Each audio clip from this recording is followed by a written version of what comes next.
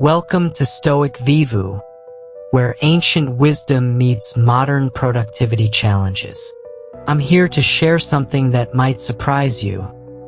The most productive people in history weren't Silicon Valley entrepreneurs or modern productivity gurus. They were Roman emperors, ancient philosophers, and Stoic thinkers who lived over 2,000 years ago. These individuals managed vast empires, wrote timeless literature, and built legacies that still influence us today, all while facing pressures that would crush most modern professionals. Consider this striking comparison. Marcus Aurelius ruled the Roman Empire at its peak, commanded armies across multiple continents, wrote philosophical masterpieces, and maintained personal relationships, yet he never seemed overwhelmed or burned out. Meanwhile, today's CEOs, despite having teams of assistants, advanced technology, and every productivity app imaginable, often struggle with basic time management and frequently experience stress-related health problems. How is this possible? The answer lies in 7 specific secrets that the Stoics discovered about human nature and productivity. These weren't theoretical concepts debated in ivory towers, but practical strategies tested under the most extreme conditions imaginable. When Marcus Aurelius applied these principles while leading military campaigns on the Germanic frontier, when Seneca used them to manage Rome's treasury and advise emperors, and when Epictetus developed them while transitioning from slavery to becoming philosophy's most influential teacher, they proved their effectiveness in real-world scenarios that demanded peak performance. Here's what makes these secrets particularly powerful for modern Americans. They were designed for people facing genuine overwhelm. Ancient Rome was chaotic, unpredictable, and demanded constant decision-making under pressure. Sound familiar? The Stoics weren't working in quiet monasteries with unlimited time for reflection. They were dealing with political crises, family responsibilities, health challenges, and professional demands that mirror our contemporary struggles, just without the benefit of modern conveniences. These 7 secrets work because they address the fundamental psychological patterns that drive human productivity, patterns that haven't changed despite technological advancement. While our tools have evolved dramatically, our brains still operate according to the same principles that governed ancient minds. The Stoics understood these principles intuitively and built practical systems around them. What you're about to discover isn't another productivity hack that works for a few weeks before you abandon it. These are enduring principles that have been tested across centuries by individuals facing life or death consequences for their decisions. When implemented correctly, they don't just make you more productive. They make you more resilient, focused, and genuinely satisfied with your work and life. Secret number 1. The one question Marcus Aurelius asked before every task. Imagine Sarah, a marketing director in downtown Chicago, staring at her computer screen at 9:47 p.m. on a Tuesday. Her desk is cluttered with sticky notes.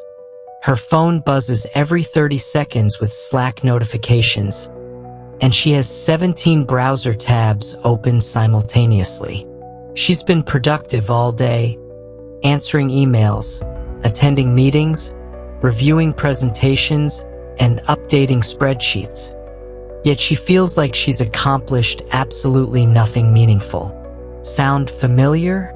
This exact scenario would have been impossible to surprise Marcus Aurelius, despite him living nearly 2,000 years ago. The Roman emperor understood something about human nature that Sarah, and millions of other hardworking Americans, haven't yet grasped.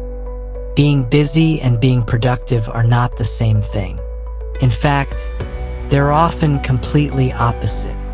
Marcus Aurelius discovered this truth while managing responsibilities that make modern executive roles seem simple by comparison. He simultaneously governed 60 million people across 3 continents, commanded military campaigns against Germanic tribes, dealt with a devastating plague that killed millions of Romans, managed complex political relationships with the Senate, and somehow found time to write philosophical reflections that still influence millions of readers today. How did he accomplish all this without burning out or losing his sanity? The answer lies in a single question he asked himself before beginning any task, a question so simple it seems almost too obvious to be effective. Yet this question, when applied consistently, revolutionized not just his productivity but his entire approach to life and leadership. Marcus Aurelius would pause before every activity, every meeting, every decision, and ask himself, "Is this essential?" This wasn't a casual inquiry or a brief moment of consideration. It was a rigorous examination of whether the task before him truly deserved his limited time and mental energy. Marcus understood what modern productivity experts are only beginning to recognize. Human attention is finite, and every moment spent on non-essential activities is a moment stolen from something that actually matters. Consider how this principle might transform Sarah's overwhelming Tuesday evening. Instead of reflexively responding to every email, attending every meeting invitation, and tackling every project that crosses her desk, she would evaluate each potential activity through Marcus's essential question. That meeting about updating the company newsletter format? Probably not essential. The emergency request to redesign slides for a presentation that might be canceled? Definitely not essential. The strategic planning session for next quarter's major product launch? Absolutely essential. Here's what makes this approach so powerful. When we eliminate non-essential tasks, we don't just create more time for important work. We also dramatically improve the quality of our essential work because our mental resources aren't fragmented across dozens of competing priorities. Marcus Aurelius observed this phenomenon and wrote about it extensively in his personal journal, noting that focusing on fewer things allowed him to accomplish those things with greater excellence. The practical application of this secret requires developing what the Stoics called ruthless prioritization. This doesn't mean being harsh with other people. It means being honest with yourself about what truly deserves your attention. Most of us avoid this kind of honest evaluation because it forces us to confront uncomfortable truths about how we spend our time and what we're actually trying to accomplish. To implement Marcus's essential question effectively, you need to understand that it operates on multiple levels. At the daily level, you're asking whether individual tasks deserve immediate attention. At the weekly level, you're evaluating whether entire projects align with your larger objectives. At the monthly and yearly levels, you're examining whether your current role and responsibilities are moving you toward your fundamental life goals. This multi-layered approach prevents the common mistake of optimizing individual tasks while neglecting broader strategic direction. You might become incredibly efficient at non-essential work, but that efficiency becomes counterproductive if it prevents you from focusing on what actually matters for your long-term success and fulfillment. Marcus Aurelius also understood that saying no to non-essential tasks requires both courage and wisdom. Courage because declining requests, even seemingly reasonable ones, often creates temporary social discomfort. Wisdom is required to distinguish between essential and non-essential activities requires a deep understanding of your values, goals, and capabilities. The emperor developed a systematic approach to this evaluation process. He would consider each potential task against 3 criteria. Does this serve the common good? Does this align with my fundamental responsibilities? Will this matter in the long term? If a task failed any of these tests, he would delegate it, delay it, or eliminate it entirely. Modern Americans can adapt this framework for contemporary contexts. Your version might ask, does this advance my core professional objectives? Does this align with my personal values and family priorities? Will this create a meaningful impact or just busy work? These questions help cut through the noise of modern life and focus attention on activities that genuinely deserve your limited time and energy. The transformation this creates goes beyond mere efficiency. When you consistently apply Marcus's essential question, you begin to experience what the Stoics called flow state, periods of deep engagement where time seems to disappear and work feels effortless. This happens because your mental resources are concentrated on activities that truly matter to you, rather than dispersed across countless trivial distractions. Ultimately, Marcus Aurelius understood that productivity isn't about doing more things. It's about doing the right things with complete attention and excellence. His essential question serves as a filter that ensures your energy flows toward activities that create genuine value rather than just the appearance of busyness. This fundamental insight about essentialism creates the foundation for all other Stoic productivity principles, which brings us to our next discovery about human psychology and performance. Secret number 2: why you keep lying to future you and how Stoics never did. Consider Michael, a software engineer in Manhattan, sitting at his desk on a Friday afternoon. His project deadline is Monday morning, and he's barely started the complex coding work required. As he stares at the blank screen, Michael tells himself a familiar story. I'll definitely get this done over the weekend. Saturday morning, I'll wake up early, grab some coffee, and knock this out in a focused 4-hour session. Sunday, I can polish it up and submit it early. Michael genuinely believes this narrative as he packs up his laptop and heads home for the weekend. Yet if we could examine his track record, we'd discover that this exact scenario has played out dozens of times before, and weekend Michael rarely delivers what Friday Michael promises. By Sunday evening, Michael will find himself in a panic, rushing through subpar work while mentally berating himself for his predictable failure. This pattern reveals one of the most destructive psychological traps that plagues modern productivity. We systematically lie to our future selves about our capabilities, energy levels, and available time. We endow tomorrow's version of ourselves with superhuman abilities while making excuses for today's limitations. The Stoics recognized this tendency as a fundamental error in human reasoning, and they developed specific strategies to counteract it. Epictetus, who understood human psychology more deeply than most modern researchers, observed that we create elaborate fantasies about future circumstances while ignoring present realities. He taught his students that tomorrow's challenges would be essentially identical to today's challenges, and tomorrow's energy levels would mirror today's energy levels, adjusted only for predictable factors like rest and preparation. This insight seems obvious when stated directly, yet most of us operate according to the opposite assumption. We imagine that future versions of ourselves will be more motivated, less tired, more focused, and less distracted than our current selves. We assume that mysterious forces will clear our schedules, eliminate interruptions, and provide perfect working conditions that don't exist today.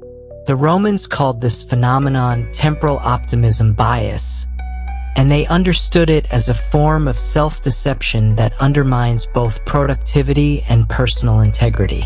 When we make commitments based on unrealistic assessments of future capabilities, we're essentially lying to ourselves and others about what we can actually deliver. Seneca encountered this pattern repeatedly in his role as advisor to Emperor Nero and as manager of Rome's imperial treasury. He noticed that even highly capable individuals would consistently overestimate their future performance while making excuses for present limitations. This led him to develop what modern psychologists would call realistic future planning, a systematic approach to making commitments based on demonstrated past performance rather than optimistic projections. Here's how Seneca's approach works in practice. Instead of asking, "What could I accomplish under ideal circumstances?" he would ask, "What have I actually accomplished under similar circumstances in the past?"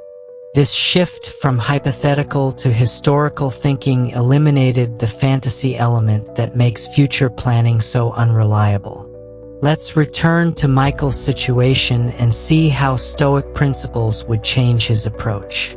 Rather than imagining an idealized weekend scenario, Michael would examine his actual weekend productivity over the past month. Has he ever successfully completed 4 hours of focused coding on a Saturday morning? What typically interrupts his weekend work sessions?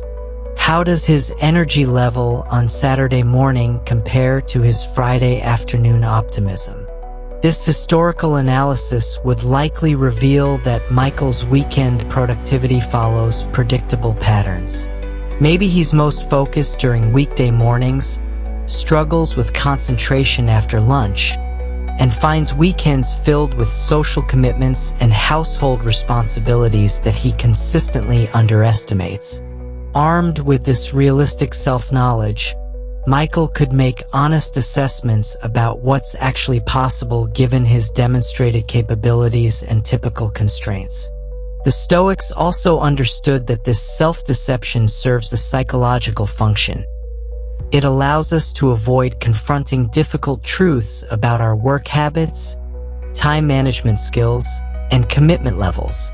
It's more comfortable to believe that future circumstances will magically improve than to acknowledge that present circumstances require immediate attention and adjustment. Epictetus taught a powerful exercise to combat this tendency. At the end of each day, he would review his morning plans and compare them to actual accomplishments. This wasn't self-criticism or harsh judgment. It was data collection designed to improve future planning accuracy. Over time, this practice helped him develop what modern researchers call planning fallacy resistance, the ability to make realistic time estimates based on actual rather than idealized performance. The practical application of this Stoic wisdom requires developing what they called present moment honesty. Instead of deferring difficult work to future versions of yourself, you acknowledge your current capacity and work within those realistic constraints. This might mean starting projects earlier, breaking large tasks into smaller components, or simply admitting that certain commitments aren't feasible given your actual schedule and energy patterns. This approach initially feels limiting because it requires abandoning the comfortable fantasy that tomorrow will be dramatically different from today. However, it ultimately proves liberating because it eliminates the cycle of overcommitment, disappointment, and self-recrimination that characterizes most people's relationship with productivity and time management. Marcus Aurelius captured this principle perfectly when he wrote about accepting present circumstances as the foundation for all future progress. He understood that realistic self-assessment, while sometimes uncomfortable, provides the only reliable basis for making commitments you can actually honor and achieving goals that align with your demonstrated capabilities. This honest approach to future planning creates the psychological foundation for our next Stoic secret about transforming your relationship with work itself. Secret number 3. The ancient Roman trick that makes hard work feel like play. Picture Jessica, an accountant in downtown Los Angeles, dragging herself to her office cubicle every Monday morning. The fluorescent lights buzz overhead. Her inbox shows 247 unread emails, and she faces another week of spreadsheet analysis, tax preparation, and client meetings that feel like endurance tests. By Wednesday, she's already fantasizing about the weekend. By Friday, she's mentally exhausted despite having done nothing physically demanding. Jessica's situation represents a modern epidemic. Millions of capable people who dread work that should be engaging and fulfilling. This wasn't how the Romans approached labor, particularly the Stoic philosophers who understood something profound about human motivation that we've largely forgotten. They discovered that the difference between drudgery and engagement isn't found in the work itself, but in how we frame our relationship to that work. This insight transformed not just individual productivity, but entire approaches to leadership, education, and personal development throughout the Roman Empire.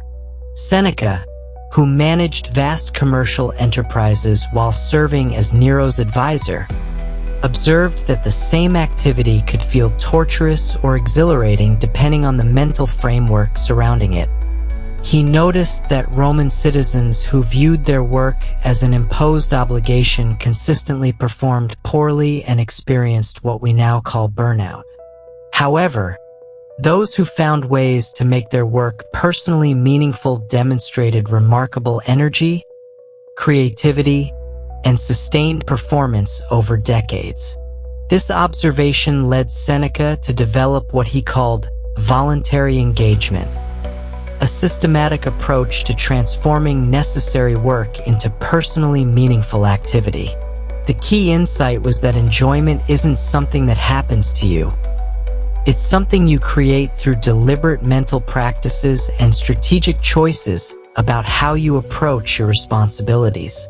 Here's where Roman wisdom diverges sharply from modern productivity advice. Most contemporary approaches focus on external factors: better tools, improved processes, optimized environments, or enhanced rewards. The Stoics understood that these external changes provide only temporary motivation because they don't address the fundamental psychological relationship between the person and their work. Instead, Roman philosophers developed internal strategies that made challenging work inherently engaging. These weren't positive thinking exercises or superficial attitude adjustments. They were sophisticated psychological techniques based on a deep understanding of what creates genuine human satisfaction and sustained motivation. The first Roman technique involved what Epictetus called personal challenge creation. Rather than viewing work tasks as externally imposed requirements, Romans learned to identify specific aspects of each task that could become personal skill-building opportunities. Jessica, for example, might transform routine spreadsheet analysis into a personal challenge to identify patterns that previous analysts missed, or to develop more elegant formulas that save time for future projects. This approach works because it shifts attention from external demands to internal growth. When you're genuinely trying to improve your capabilities, even mundane tasks become opportunities for development and mastery. The work becomes a vehicle for personal advancement rather than just an obligation to fulfill. The second technique involved connecting individual tasks to larger purposes that the person found genuinely meaningful. Marcus Aurelius, despite handling countless administrative details that could have felt tedious, consistently connected his daily responsibilities to his broader mission of serving the Roman people and upholding philosophical principles. This connection wasn't abstract or forced. It was a practical recognition that small actions contribute to significant outcomes when they're aligned with authentic values. For Jessica, this might mean recognizing how accurate financial analysis protects her clients from costly mistakes, supports business decisions that create jobs, or contributes to economic stability in her community. These connections aren't exaggerations or feel-good fantasies. They're genuine recognition of how individual work contributes to broader social and economic systems. The third Roman approach focused on what Seneca called process appreciation, finding genuine satisfaction in the mechanics of doing work well, regardless of external recognition or immediate results. Roman craftsmen, soldiers, and administrators were trained to take pride in excellent technique, elegant problem-solving, and skillful execution of their responsibilities. This differs fundamentally from seeking external validation or focusing solely on outcomes. Instead, it involves developing what modern psychologists call intrinsic motivation, satisfaction that comes from the activity itself rather than from external rewards or recognition. When Jessica learns to appreciate the intellectual puzzle-solving involved in complex tax analysis, or the satisfaction of creating perfectly organized financial reports, her work becomes engaging on its own terms. The Romans also understood that this transformation requires what they called attention training. Most people approach work with divided attention, constantly thinking about what they'd rather be doing, when they can take breaks, or how much time remains until they can leave. This mental fragmentation makes even interesting work feel burdensome because the mind isn't fully engaged with the present activity. Stoic attention training involved learning to bring complete focus to whatever task was currently at hand. This wasn't about forcing concentration through willpower. It was about developing genuine curiosity about the work itself. When Jessica brings full attention to understanding a client's financial situation, she often discovers interesting patterns, creative solutions, or learning opportunities that weren't visible when her mind was elsewhere. The Romans discovered that implementing these three techniques requires what Marcus Aurelius called deliberate practice in engagement. This means consciously applying these mental frameworks during actual work sessions, not just thinking about them abstractly. Start with one challenging task and deliberately practice finding personal growth opportunities, meaningful connections, and process appreciation within that specific activity. The transformation typically happens gradually rather than immediately. Jessica might notice that her Monday morning dread diminishes slightly after 2 weeks of consistent practice, and that certain types of analysis become genuinely interesting after a month of focused attention training. The Romans understood that changing your relationship with work is similar to developing physical fitness. It requires consistent effort over time, but the results compound significantly. What makes this approach particularly powerful is that it doesn't depend on external circumstances changing. Jessica doesn't need a new job, different colleagues, or improved working conditions to begin experiencing greater satisfaction with her current responsibilities. She can start implementing Roman engagement techniques immediately, using whatever work is already on her desk. This internal approach to work satisfaction also creates what Seneca called portable fulfillment, the ability to find meaning and enjoyment in various situations and roles throughout your career. When you develop these psychological skills, you become less dependent on perfect external conditions and more capable of creating satisfying experiences wherever your professional life takes you. The Romans also recognized that this engaged approach to work has profound effects beyond just personal satisfaction. When people genuinely enjoy their responsibilities, they naturally perform at higher levels, contribute more creative solutions, and inspire better performance in colleagues and subordinates. This creates what modern researchers call positive feedback loops. Improvement in one area leads to improvement in related areas. Essentially, the Roman approach to making work feel like play isn't about pretending that difficult tasks are easy or forcing artificial enthusiasm for genuinely problematic situations. It's about developing sophisticated psychological skills that help you find authentic engagement with necessary responsibilities, transforming your daily experience while maintaining high standards for excellence and professional achievement. This foundation of engaged work creates the conditions for our next Stoic discovery about building sustainable daily systems. Secret number 4. How Seneca built his perfect day.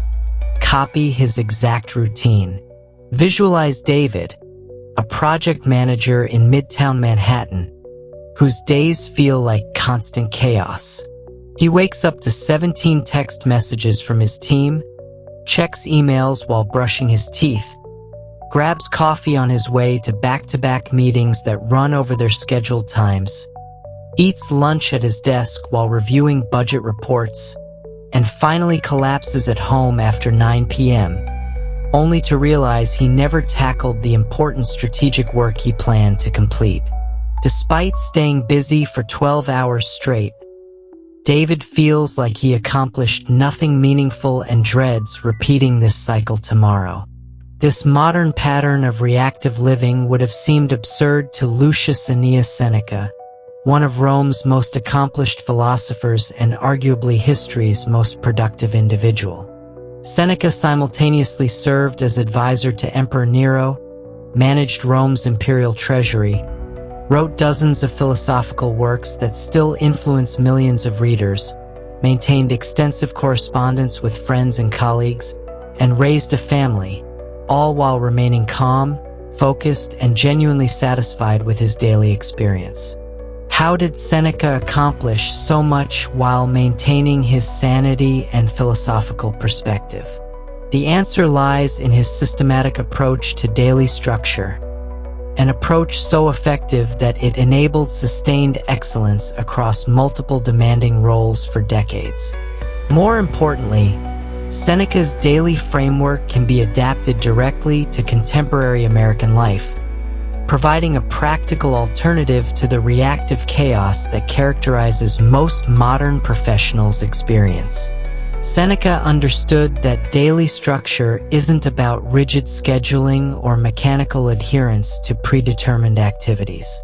Instead, he viewed routine as a framework for ensuring that his limited time and energy flowed toward activities that aligned with his fundamental values and long-term objectives. This perspective transforms routine from constraint into liberation, creating space for deep work while eliminating the mental energy wasted on constant decision-making about what to do next. The foundation of Seneca's approach was what he called morning sovereignty, the practice of beginning each day with activities that he controlled completely before engaging with external demands and other people's priorities. This wasn't about selfishness or avoiding responsibilities. It was about establishing psychological momentum and clarity that would sustain him through whatever challenges the day might present. Seneca's morning routine began before dawn with what he called philosophical preparation. This involved 20 to 30 minutes of reading and reflection on Stoic principles, not as an abstract academic exercise, but as practical preparation for applying these concepts to the specific challenges he anticipated facing that day. For David, this might involve reflecting on how Stoic principles of focusing on what he can control might apply to his afternoon presentation, or how Seneca's teachings about managing difficult personalities could help him navigate a challenging team meeting. Following this philosophical preparation, Seneca spent time in what he termed day design, a systematic review of his priorities, commitments, and objectives for the coming hours. This wasn't simply checking his calendar or reviewing his task list. Instead, it was a thoughtful consideration of how his daily activities connected to his broader goals and values. He would identify the one or two activities that deserved his best mental energy, and he would plan his schedule to ensure those activities received priority placement. This approach addresses one of the fundamental problems with modern productivity advice. Most people optimize their efficiency without first clarifying what deserves to be done efficiently. Seneca understood that becoming more efficient at the wrong activities simply accelerates your movement in the wrong direction. His day design practice ensured that efficiency served larger purposes rather than just creating the appearance of productivity. After establishing his daily framework, Seneca would engage in what he called creative work first, tackling his most important and challenging intellectual work while his mental energy was at its peak. For Seneca, this typically meant writing, whether philosophical essays, letters to friends, or policy recommendations for the emperor. This work required deep concentration and original thinking, capabilities that diminish significantly as the day progresses and external demands accumulate. The modern application of this principle is straightforward yet revolutionary. Identify your most important work and complete it before engaging with email, meetings, or reactive tasks. For David, this might mean spending the first 2 hours of his workday on strategic planning, creative problem solving, or important analysis that requires sustained concentration.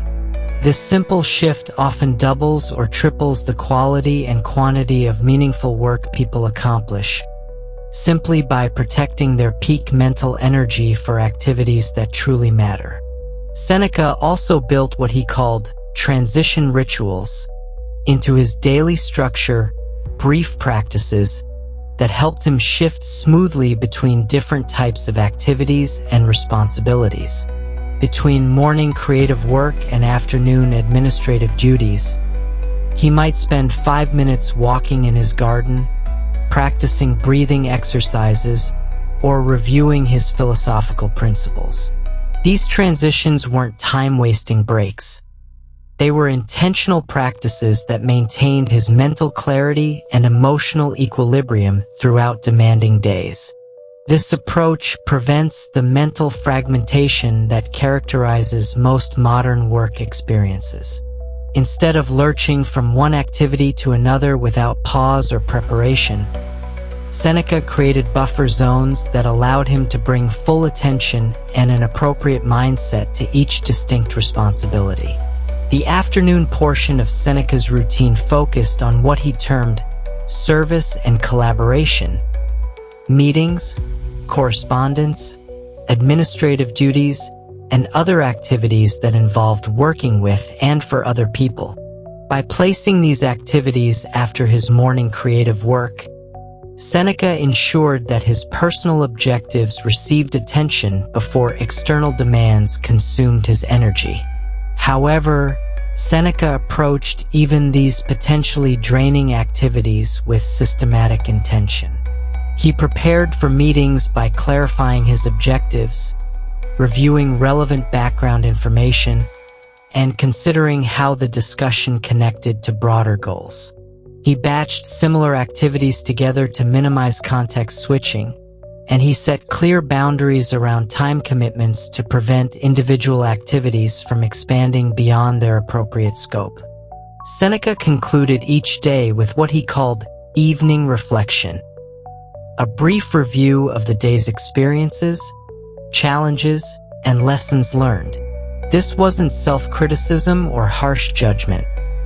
It was data collection designed to improve future decision-making and daily planning. He would consider what worked well, what could be improved, and what adjustments might enhance tomorrow's effectiveness. Consequently, Seneca's daily routine created a sustainable framework for excellence that supported both immediate productivity and long-term development, establishing the foundation for our next exploration of strategic boundaries. Secret number 5. Why successful Stoics were impossible to reach, and you should be too. Set the scene. Rachel, a marketing executive in downtown Seattle, sits at her desk trying to complete a strategic analysis that's been on her priority list for 3 weeks. Her phone buzzes with a Slack notification. Then an email arrives marked urgent. Her smartwatch vibrates with a calendar reminder. A colleague stops by her cubicle with just a quick question. Within 15 minutes, Rachel had responded to 4 different communication channels, answered 3 phone calls, and completely lost her train of thought on the analysis that could significantly impact her company's quarterly performance. This scenario would have been incomprehensible to Marcus Aurelius, not because he lacked responsibilities or people demanding his attention, but because he understood something fundamental about human psychology that we've forgotten in our hyperconnected age. The Roman emperor recognized that constant availability is the enemy of meaningful accomplishment, and that protecting his mental space was not selfish behavior, but essential leadership practice. Marcus Aurelius commanded the largest empire in human history, yet he maintained what the Stoics called strategic unreachability, the deliberate practice of creating boundaries around his time and attention that allowed for deep thinking, careful decision-making, and genuine reflection on complex problems. This wasn't about avoiding his duties or shirking responsibilities. It was about ensuring that his limited cognitive resources were directed toward activities that truly deserved his attention. The emperor understood that leadership requires what modern neuroscientists call executive function, the mental capacity to analyze complex situations, consider multiple perspectives, make difficult decisions, and maintain long-term strategic thinking. These cognitive abilities deteriorate rapidly under conditions of constant interruption and fragmented attention. When your mind is perpetually switching between different tasks and responding to external demands, you lose the ability to engage in the deep, sustained thinking that produces genuine insight and effective solutions. Consider how this principle applies to Rachel's situation. The strategic analysis she's attempting requires her to synthesize market research, competitive intelligence, customer feedback, and sales data to identify opportunities that aren't immediately obvious. This kind of intellectual work demands what psychologists call flow state, extended periods of focused concentration where the mind can make connections, recognize patterns, and generate creative solutions. Flow state is impossible to achieve when attention is constantly interrupted by communication technology and other people's immediate needs. Seneca, who managed vast commercial enterprises while serving as Nero's advisor, developed systematic approaches to protecting his mental space that enabled sustained excellence across multiple demanding roles. He understood that saying yes to every request for his attention was actually saying no to his most important responsibilities. This counterintuitive insight forms the foundation of what the Stoics called productive unavailability. The practical implementation of Stoic unavailability begins with recognizing that most interruptions are not actually urgent, despite feeling urgent in the moment. Seneca observed that the majority of requests that seem to require immediate attention can actually be handled just as effectively hours or even days later. This delay often reveals that many apparent emergencies resolve themselves without any intervention, or that the additional thinking time leads to better solutions than reactive responses would have produced. Modern Americans can apply this principle by creating what Seneca called protected time blocks, specific periods during each day when they are genuinely unavailable for non-emergency communication. This might mean turning off notifications, closing communication applications, or simply establishing clear boundaries with colleagues about when interruptions are and aren't appropriate. The key insight is that this unavailability serves everyone's interests because it enables higher quality work that benefits the entire organization. Epictetus, who understood human psychology more deeply than most contemporary researchers, recognized that constant availability creates what he called reactive living, a state where your daily experience is determined entirely by other people's priorities and external circumstances rather than your own values and objectives. When you're always responding to whoever contacts you most recently or most insistently, you lose control over your own life and become simply a resource for other people to use according to their schedules and needs. This reactive pattern is particularly destructive for knowledge workers like Rachel, whose primary value comes from their ability to think, analyze, and solve complex problems. When these capabilities are constantly interrupted and fragmented, the quality of work deteriorates significantly, even though the person might appear busy and responsive to external observers. The Stoics also understood that strategic unavailability requires what Marcus Aurelius called communication intentionality, being deliberate about when, how, and why you engage with different forms of communication rather than simply reacting to whatever demands attention most loudly. This involves distinguishing between communication that serves your important objectives and communication that merely creates the appearance of productivity. For Rachel, this might mean checking email at specific times rather than continuously throughout the day, batching similar communications together to minimize context switching, and establishing clear protocols with her team about what constitutes genuinely urgent communication versus what can wait for scheduled check-ins. These practices aren't about being unresponsive or difficult to work with. They're about being strategic in how attention and energy are allocated. The Romans recognized that implementing strategic unavailability often requires overcoming social pressure and personal guilt about not being immediately responsive to every request. In our culture, constant availability has become mistakenly associated with dedication and professionalism, when in fact it often indicates poor boundaries and ineffective time management. Marcus Aurelius addressed this challenge by reframing unavailability as a form of service to others. When he protected his mental space and used it for deep thinking about complex imperial challenges, he was better able to make decisions that served the millions of people who depended on his leadership. Similarly, when Rachel protects her time for strategic analysis, she's better positioned to generate insights that benefit her entire organization and ultimately serve her clients and colleagues more effectively. Therefore, strategic unavailability isn't about avoiding work or shirking responsibilities. It's about ensuring that your most valuable capabilities are directed toward activities that truly deserve them, creating the foundation for our next exploration of managing overwhelming challenges. Secret number 6. What to do when everything falls apart. The Stoic emergency plan. Allow me to set the scene. Tom, a senior consultant in Chicago, arrives at his office on a Tuesday morning to discover that his largest client has terminated their contract without warning. His project team has just informed him that they're 3 weeks behind schedule on a critical deliverable.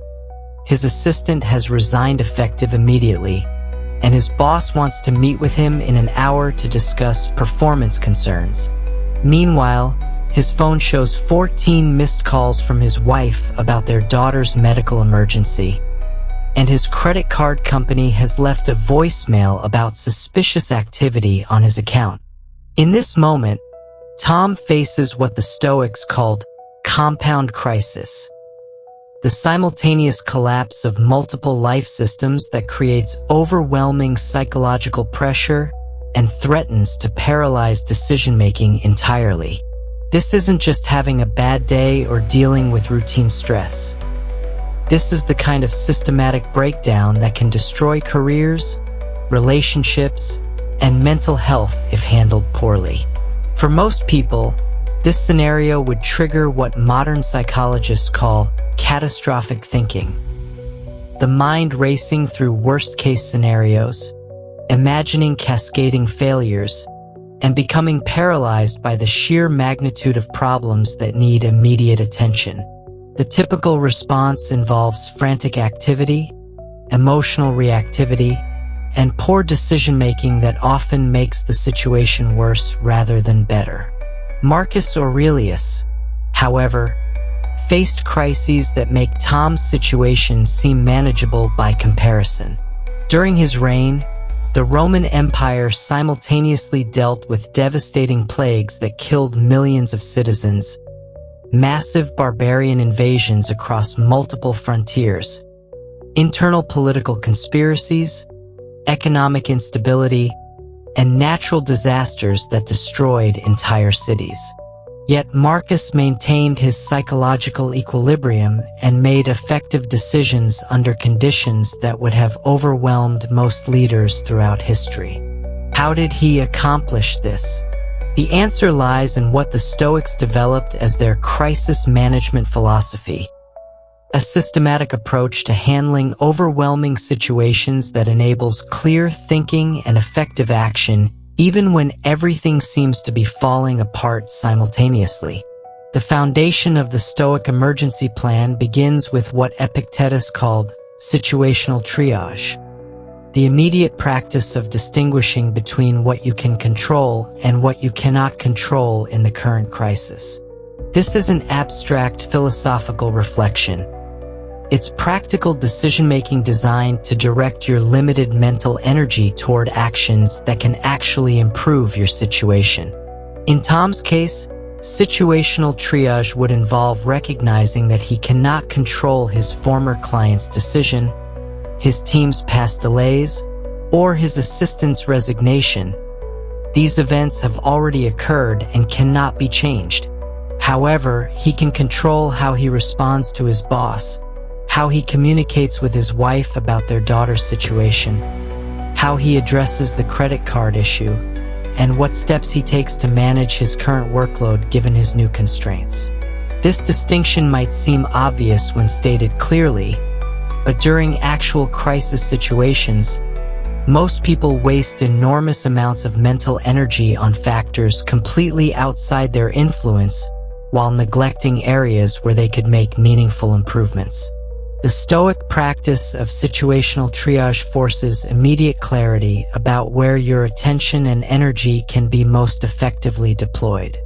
The second element of the Stoic emergency plan involves what Marcus Aurelius called sequential processing, handling multiple crises simultaneously by addressing them in strategic order rather than trying to solve everything at once.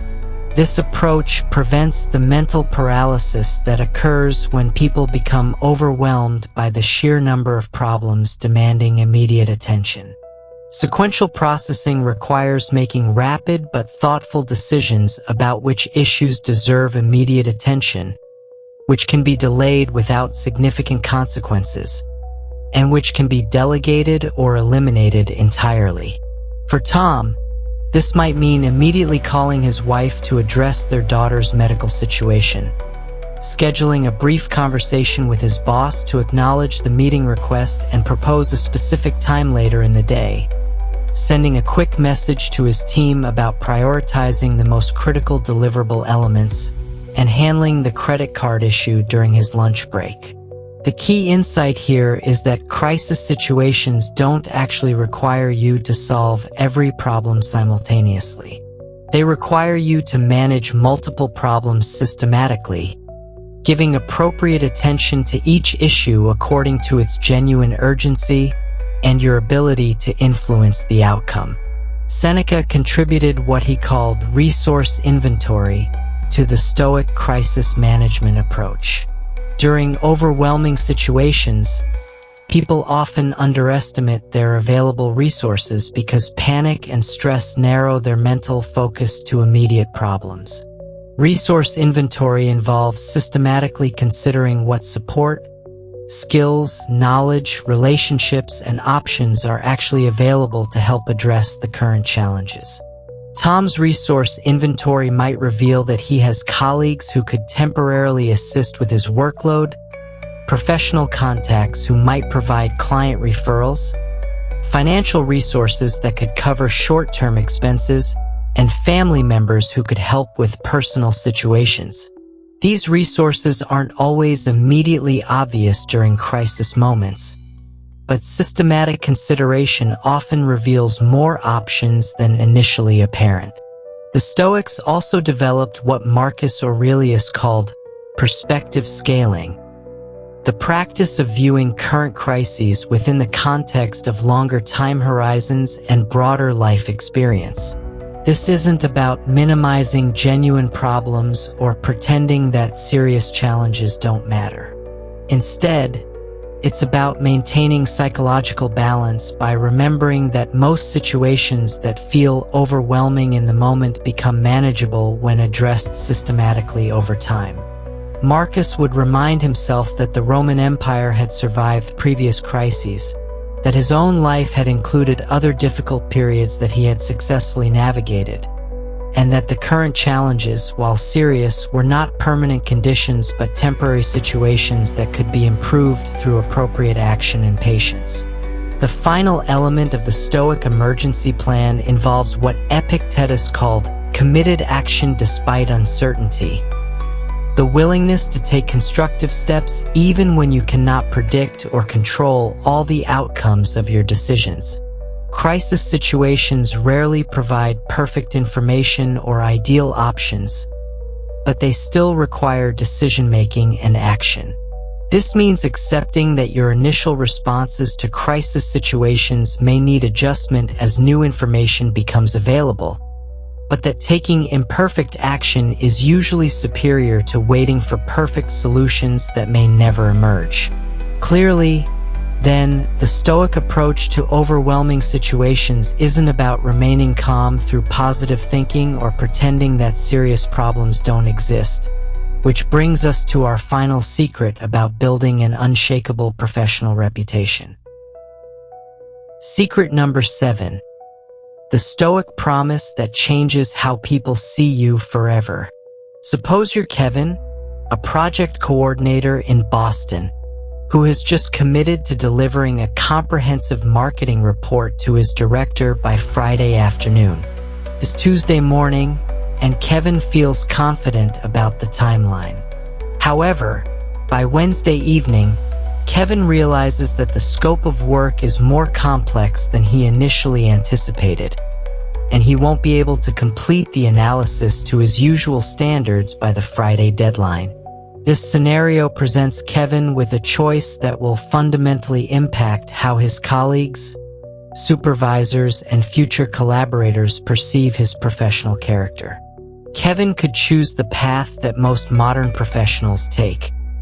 He could remain silent about the brewing problem, hope that something changes to make the deadline achievable, work frantically through Thursday night to produce a rushed and incomplete report, then deliver substandard work on Friday while making excuses about unexpected complications. This approach might temporarily avoid an uncomfortable conversation, but it creates lasting damage to Kevin's professional reputation and establishes a pattern of unreliability that will follow him throughout his career. Alternatively, Kevin could apply what the Stoics considered their most powerful professional principle: the practice of making and keeping commitments with absolute reliability, even when doing so requires difficult conversations, personal sacrifice, or admitting mistakes. This principle, which Marcus Aurelius called sacred promise-keeping, transformed not just individual careers, but entire organizational cultures throughout the Roman Empire. The Stoics understood something about human psychology that modern professionals often overlook. People remember reliability more than brilliance, and they value trustworthiness more than talent.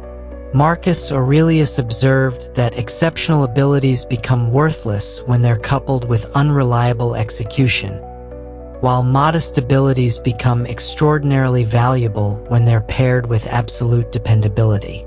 This insight shaped how Romans approached everything from military campaigns to commercial relationships to political alliances.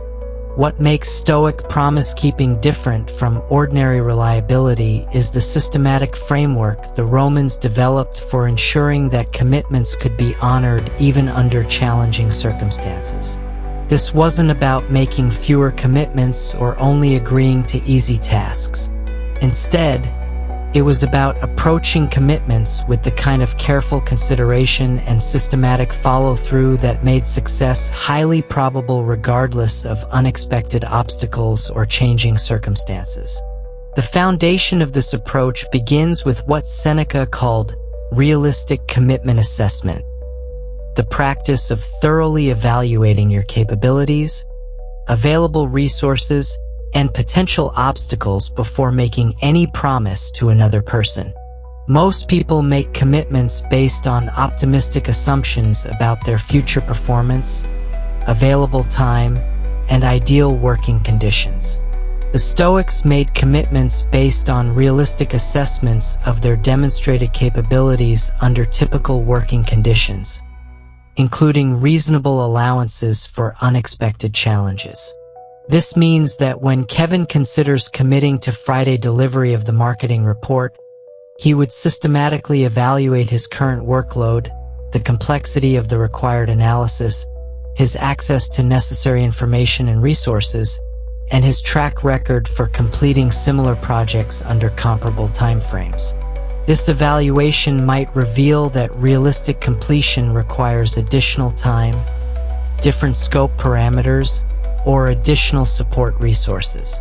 The crucial insight here is that this realistic assessment serves everyone's interests, not just Kevin's. When Kevin makes commitments based on optimistic projections that prove unachievable, he not only damages his own reputation but also creates planning difficulties for his director, disrupts team workflows, and potentially impacts client relationships or strategic decisions that depend on timely information. However, Stoic promise-keeping goes beyond just making realistic initial commitments. It also involves what Marcus Aurelius called commitment monitoring, the systematic practice of tracking progress on your promises and communicating proactively about any potential challenges before they become crises. This approach transforms potential failures into demonstrations of professional integrity and problem-solving capability. In Kevin's situation, commitment monitoring would involve recognizing by Wednesday afternoon that his initial timeline estimate was proving unrealistic, then immediately initiating a conversation with his director about revised expectations. This conversation wouldn't be an excuse-making session or a request to be rescued from his commitment. Instead, it would be a professional problem-solving discussion about how to deliver the best possible outcome given the current circumstances. Kevin might propose delivering a preliminary analysis by Friday with the complete report following on Monday, or he might suggest narrowing the scope to focus on the most critical elements while scheduling the comprehensive analysis for the following week. The specific solution matters less than the proactive communication and Kevin's clear commitment to delivering valuable work according to a realistic timeline. This approach demonstrates what the Stoics considered the highest form of professional character: the willingness to have difficult conversations in service of keeping your commitments rather than avoiding short-term discomfort at the expense of long-term reliability. People who consistently practice this kind of proactive communication become known as individuals who can be trusted with important responsibilities because they handle challenges transparently and systematically. Epictetus taught that this reliability creates what he called compound trust, a professional reputation that grows stronger over time because people learn that your commitments are dependable regardless of circumstances. When Kevin consistently demonstrates that his promises can be trusted, his director begins assigning him more significant projects. His colleagues seek his collaboration on important initiatives, and his career opportunities expand because he's known as someone who delivers on his commitments. The Romans also understood that reliable promise-keeping creates what modern researchers call psychological safety in professional relationships. When people know that you will communicate honestly about challenges and deliver what you promise, they feel comfortable depending on you for important outcomes. This trust enables more effective collaboration, reduces organizational stress, and creates opportunities for increased responsibility and advancement. The long-term impact of this approach extends far beyond individual career benefits. When Kevin consistently demonstrates Stoic reliability, he influences the behavior and expectations of everyone around him. His colleagues begin to adopt higher standards for their own commitment keeping. His director learns to rely on accurate information for planning purposes, and the entire team culture shifts toward greater accountability and mutual trust. Thus, the Stoic practice of sacred promise-keeping transforms not just how others perceive your professional character, but how you understand your own capacity for creating positive impact through systematic reliability and transparent communication. Your 30-day Stoic Productivity Challenge starts now. You've just discovered 7 ancient secrets that transformed Roman emperors into history's most productive leaders. And now you face the same choice that every person encounters when presented with powerful knowledge. You can either let these insights remain interesting ideas that you think about occasionally, or you can transform them into daily practices that revolutionize your professional life and personal satisfaction. The Stoics understood that knowledge without application is merely entertainment, while knowledge combined with consistent practice becomes wisdom that changes everything about how you experience work, relationships, and personal growth. Marcus Aurelius didn't become one of history's greatest leaders by reading about Stoic principles. He became great by applying these principles systematically, day after day, until they became natural responses to every challenge he faced. Your transformation begins with what Seneca called committed experimentation, the willingness to test these ancient principles against the realities of your contemporary life. This isn't about perfection or dramatic overnight changes. Instead, it's about gradual implementation that builds sustainable habits and creates lasting improvements in how you approach your daily responsibilities. Start with secret number 1, Marcus Aurelius's essential question. For the next week, pause before every task and ask yourself, is this essential? Notice how this simple question begins to clarify your priorities and eliminate activities that consume time without creating value. Pay attention to how this practice affects both your productivity and your stress levels. During week 2, integrate secret number 2 by examining your relationship with future commitments. When you catch yourself thinking, I'll definitely handle this tomorrow, or next week will be different, remember the Stoic insight about future self-deception. Make commitments based on your demonstrated past performance rather than optimistic projections about future capabilities. Week 3 introduces the Roman approach to making work enjoyable. Choose one task that you typically find boring or frustrating Then deliberately apply the 3 techniques. Create personal challenges within the work, connect the activity to meaningful purposes, and practice complete attention to the process itself. Notice how this shifts your experience of necessary but uninspiring responsibilities.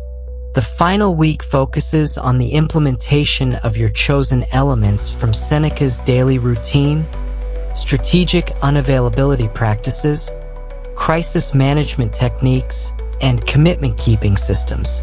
By this point, you'll begin experiencing what the Stoics called integrated wisdom, the natural application of these principles without conscious effort. Remember that Marcus Aurelius developed these capabilities over decades of consistent practice, not through a single month of experimentation. Your 30-day challenge is just the beginning of a transformation that will continue expanding throughout your career. The goal isn't perfection. It's establishing the foundation for lifelong growth in wisdom, effectiveness, and personal satisfaction. The ancient Stoics proved that individuals who master these principles don't just become more productive, they become more resilient, more respected, and more genuinely satisfied with their daily experience. They transform from people who react to circumstances into people who create circumstances, from individuals who hope for better conditions into leaders who build better conditions through systematic application of timeless wisdom. Your journey toward Stoic productivity mastery starts with your very next decision. Choose one principle, apply it immediately, and begin the transformation that will change how you approach every aspect of your professional and personal life. If this ancient wisdom has inspired you to take control of your productivity and transform your relationship with work, please subscribe to the Stoic Vivu channel for more practical applications of timeless philosophy to modern challenges. Like this video if these 7 secrets resonated with your experience, and share this content with anyone who could benefit from discovering how ancient Roman wisdom can revolutionize contemporary productivity.